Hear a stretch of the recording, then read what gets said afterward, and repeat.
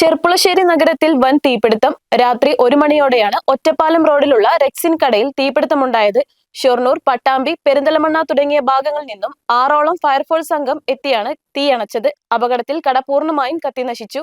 കൂടാതെ തൊട്ടടുത്തുള്ള ബേക്കറിയും ഭാഗികമായി കത്തി. ഷോർട്ട് സർക്യൂട്ടാണ് തീ പടരാനുള്ള കാരണമെന്നാണ് പ്രാഥമിക നിഗമനം. അപകടത്തിന്റെ നാശനഷ്ടം കണക്കാക്കിയിട്ടില്ല.